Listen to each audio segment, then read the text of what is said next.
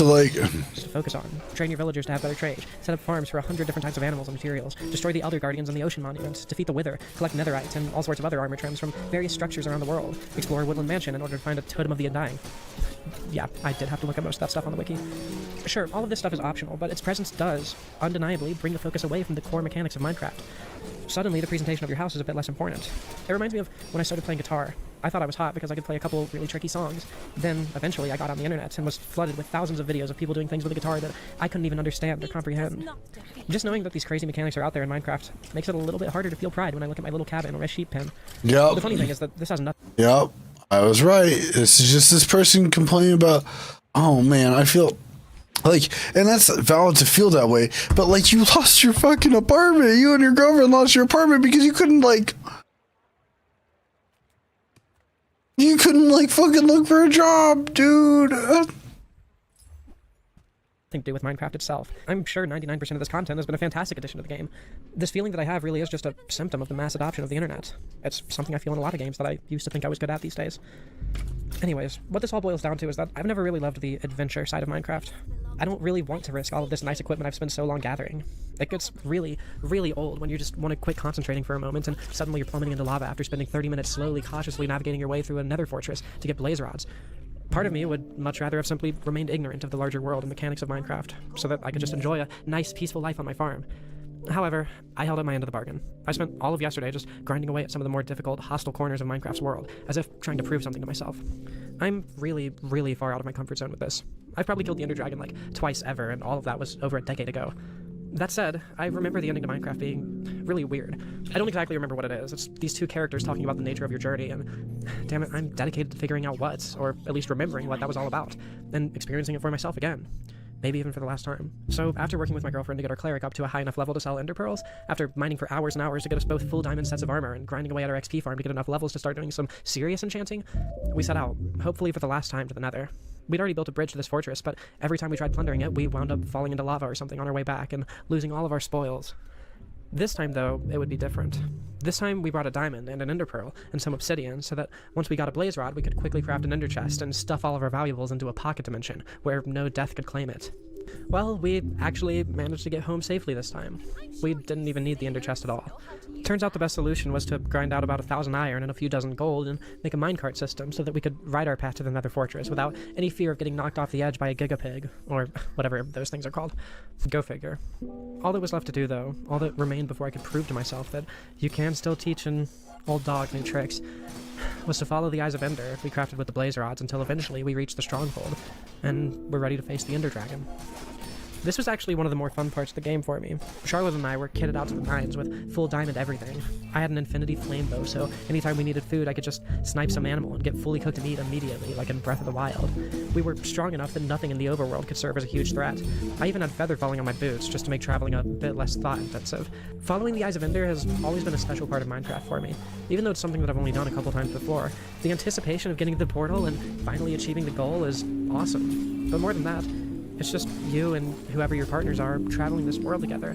You get to see all of these different biomes that were hiding just behind the fog, just outside of render distance. And at the end of your journey, reflect on how life could have been different if you decided to set up your bases in one of those other biomes that, after spending so much time in your own, feel exotic. And I wish that this is like, I really wish this wasn't like just this person trying to like justify, literally justify like being like, oh, I don't want to go do this stuff today, so like,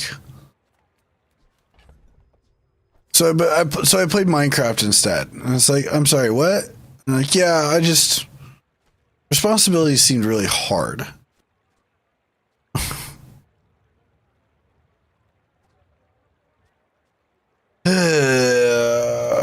It's really hard to have sympathy for this person to any degree, to be honest. World right after this one, just to explore those possibilities. Even if each biome is essentially just a different backdrop for the same story, your home in Minecraft is something that's super personal to you. It's something you really own. We drew nearer and nearer to the end until, eventually,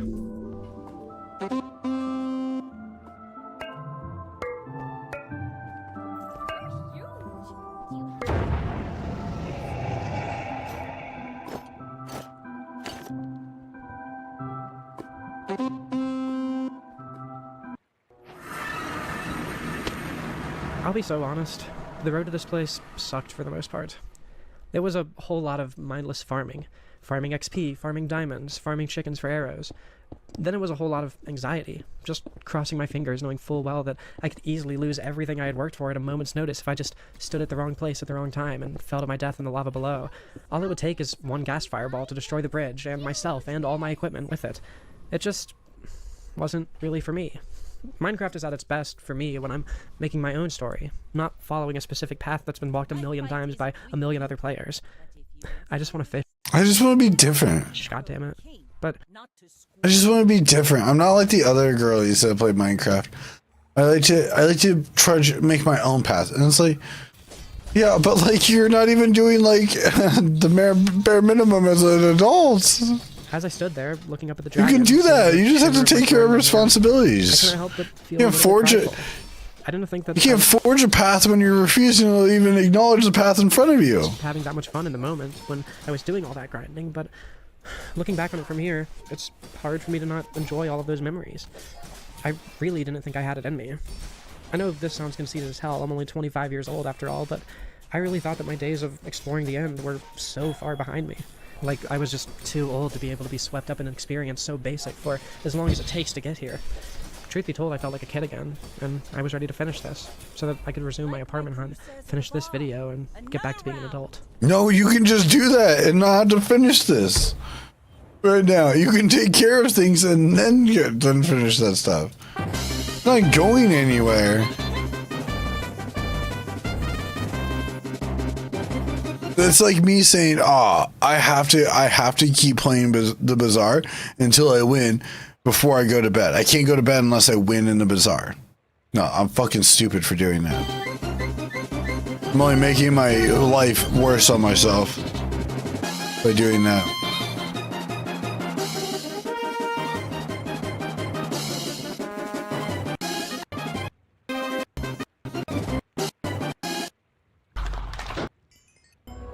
Is I'd assume that you all, analyzing poems like the one at the end of Minecraft is really tricky. It doesn't lend itself to video essays super well. I could assume that you all have this poem memorized and just jump around to the parts that feel the most important, or I can have more interactivity. I don't care. I still remember a lot of different things to describe it, but the end dawned for me. As though I wanted to get an elytra and shulker boxes, achieve something that the dragon was dead. We saw the ending. All that was left to do was to achieve something that I've never managed before. I wanted to get an elytra and shulker boxes and become more powerful than anything you could possibly do in the old Minecraft. So my girlfriend and I went back into the end to see what we would find now that the dragon was dead. Damn it, I cried here again. In spite of being the go-to place for items that totally differentiate this game from old-school Minecraft, I can't help but feel like the end is an entire dimension dedicated to us older players. The people who, completely unjustifiably, feel like they simply lose something every time new content is added to this game. Dude, this is not relatable. I'm just gonna be honest. I can't really describe it, but the end feels like a faded memory of all my childhood Minecraft homes. It's like how I remember my parents' home, which I'm now living in again. For the time being, at least. Living here as a child felt magical to me. I had plenty of woods to explore and forts to build and fun to have. As an adult, though, living here is nothing but a source of shame. It's a mark of my own failures. A place where concentrating on my work is nearly impossible, save for those brief slices of solitude I get in the mornings when nobody else is awake. It's like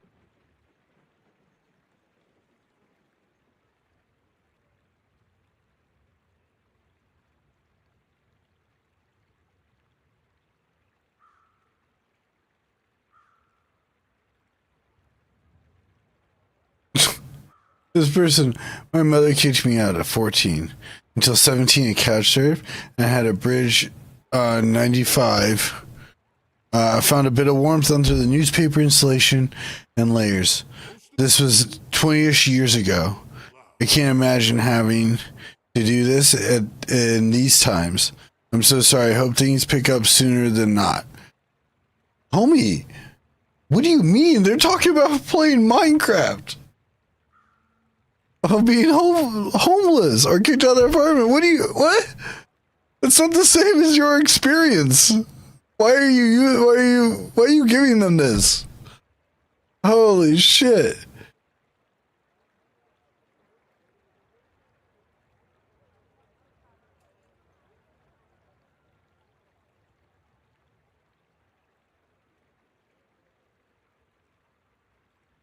Are you angry?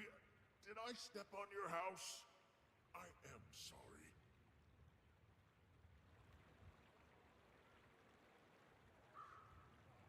sorry. Okay, I actually don't believe that that's a valid, that's like a truthful statement. Onto the yard and remember all the fun that I had there, but that's all it is, a memory. Just a series of quick little flashing, desaturated images, distorted to obscurity through the warped lens of adult cynicism and shame. If it is, it's like too far It's disconnected. something different now. It's a memory that I can never recapture, just like Minecraft. Charlotte unfortunately died on our journey, and I was left all alone in the end, going from island to island, searching not desperately, but out of a sense of obligation for an elytra. Just myself, alone in a void of lost memories of magical worlds, each one so faded as to feel totally foreign to me. That's when the music kicked in. Like the tears that prompted this very video's creation, these tears too were brought on by the soundtrack. As if the game had been reading my mind all this time and was able to perfectly respond to this feeling of longing that the end gave to me, as if Minecraft was aware that it was nothing but a faded memory that I could never recapture, much of the soundtrack of the end is these distorted, broken versions of the original Minecraft soundtrack, the music that scored so much of my childhood. The audio gets caught up in buffer loops, the playback skips, one of the speakers blows out. Take a listen.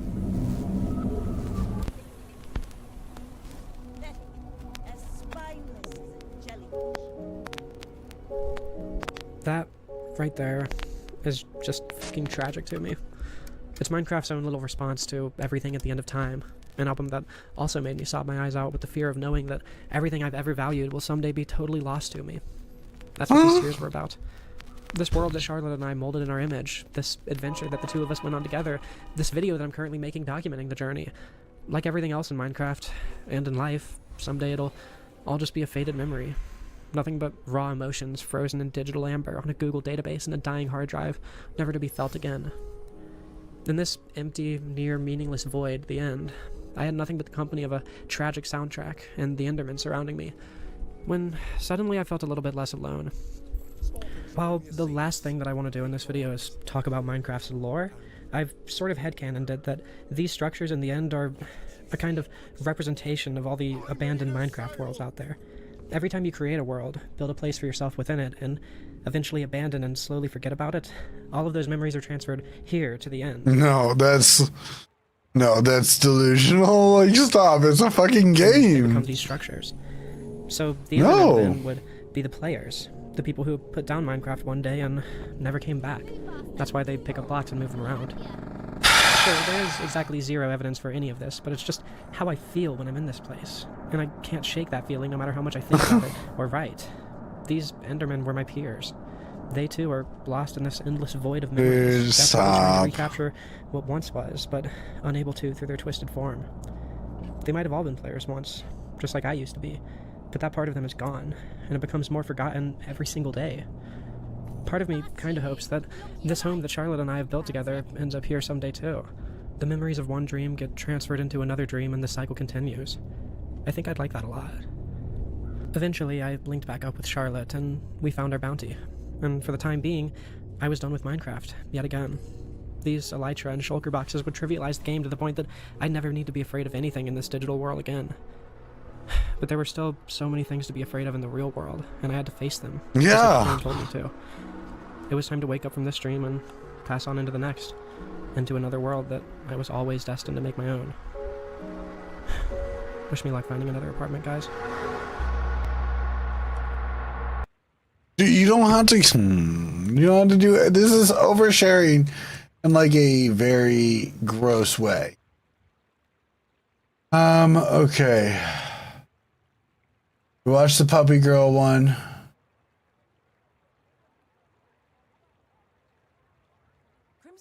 Okay, now we get to get into weird stuff. Oh no, we have medical mystery first, the vertigo stuff. Then we have honesty. They're talking about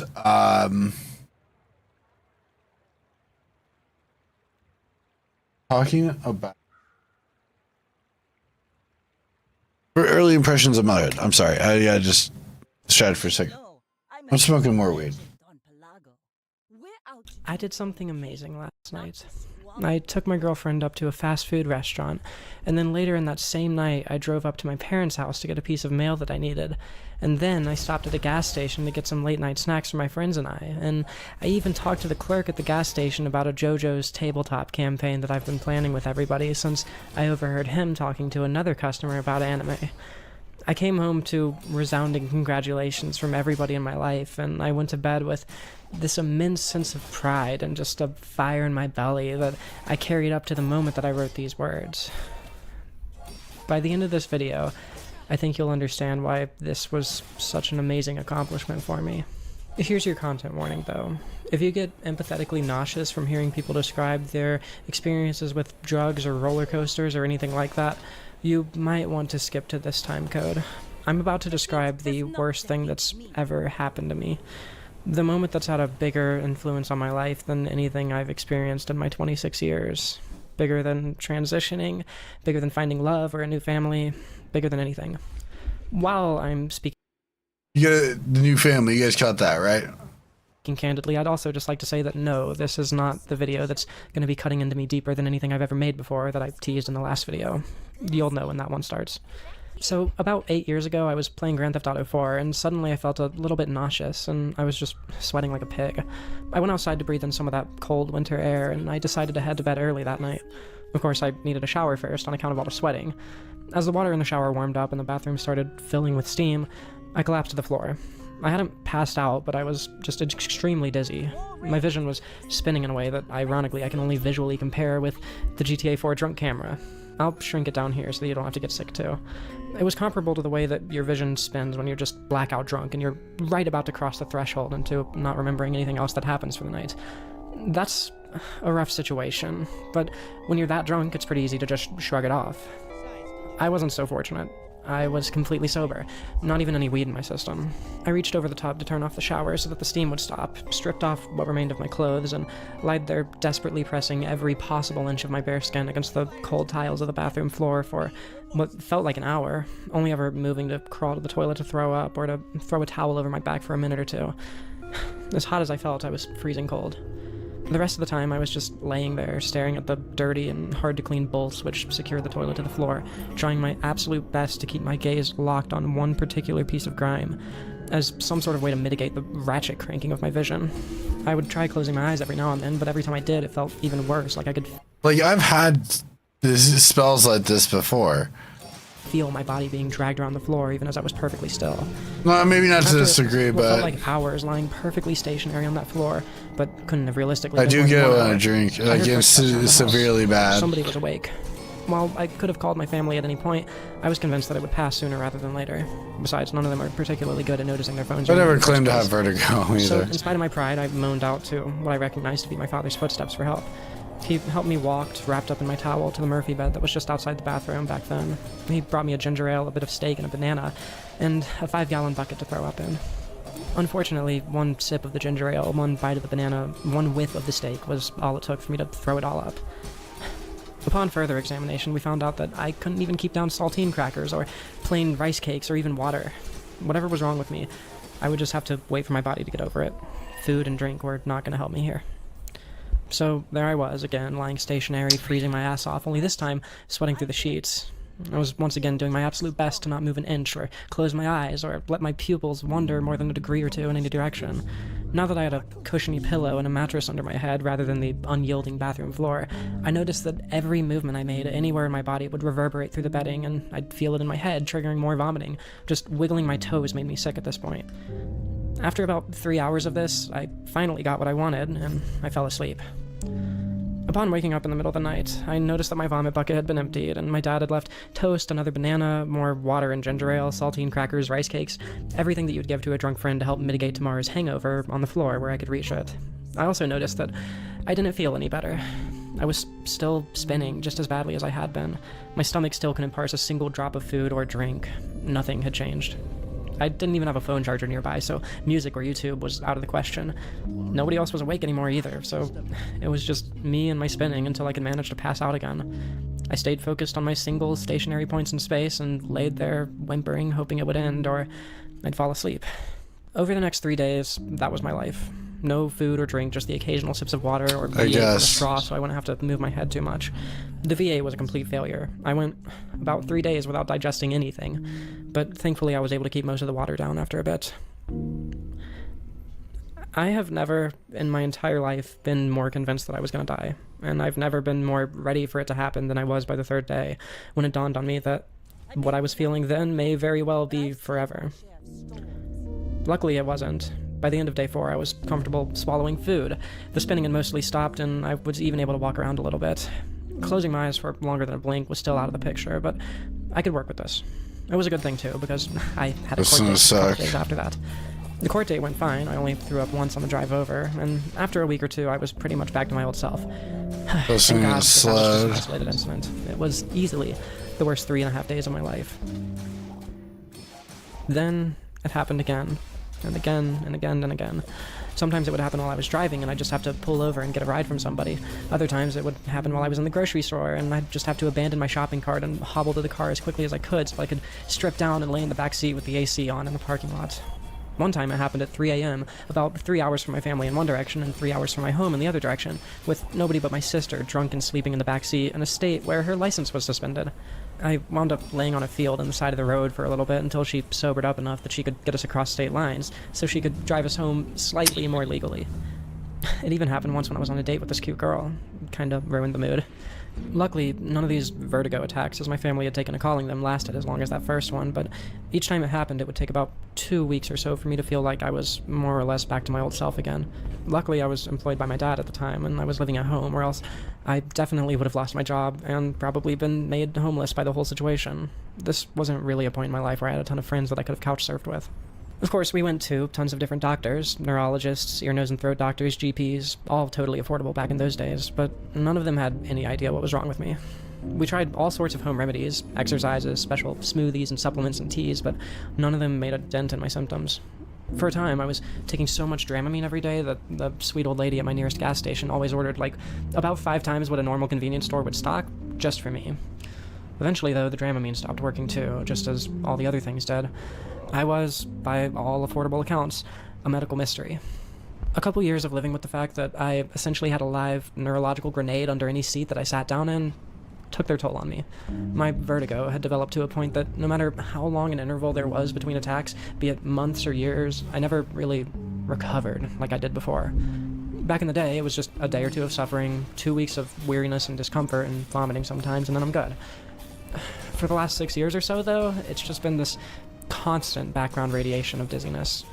Actual spinning is extremely rare, and I haven't gotten a full-blown vertigo attack since I transitioned about 4 years ago, but I always feel lightheaded. I always feel like I'm going to pass out at any moment. I always feel too hot. I always feel like the first morning I woke up after those horrible 3.5 days of spinning. I'm glad I'm not spinning, but I should probably be careful walking on any hard surfaces, because I could drop at any moment. Wait, that's it, everything? And I need to look around for cars or obstacles, or even just check my side view mirror. I have to lethargically pan my head in whichever direction it needs to go. Do they ever go to doctors for this? Just to get a feel for my environment as the fat.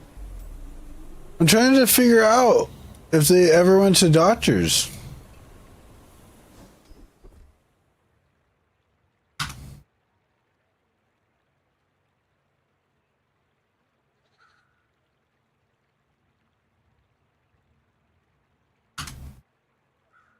Nope. Okay. Whole transcript, not a single fucking...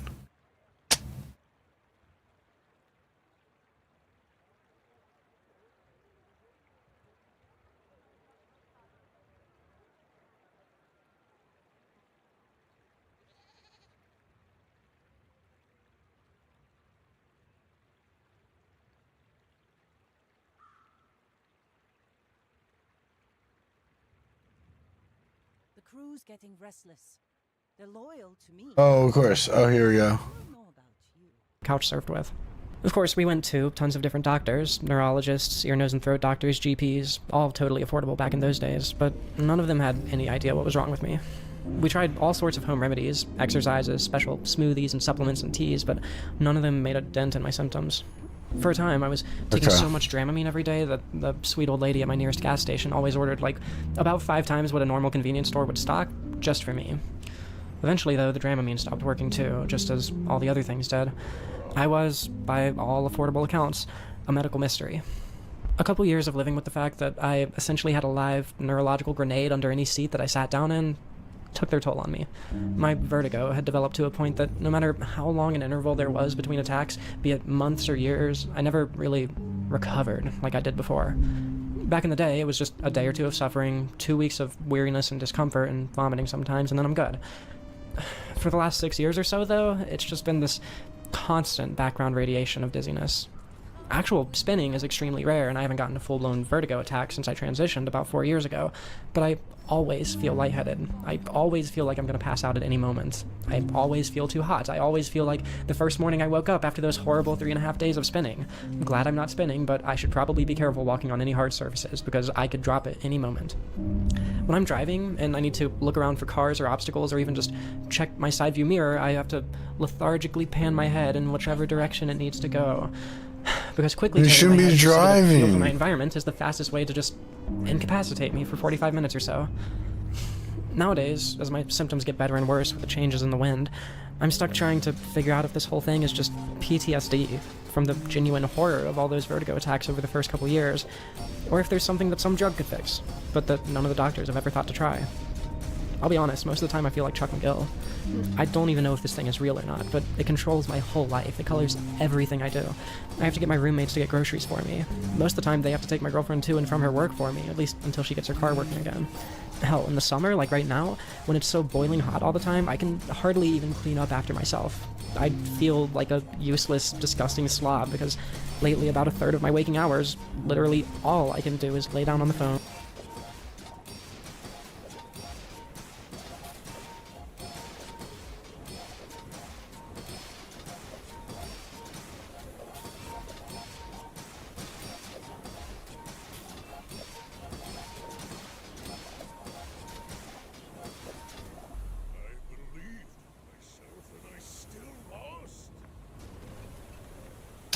Almost a year later, after losing their home, and they are still very much relying on everybody else to do things for them and take care of responsibilities instead of doing it themselves. Just sitting upright to work on my computer or play a board game or just drive to the convenience store to get a treat for us is totally out of the question for me.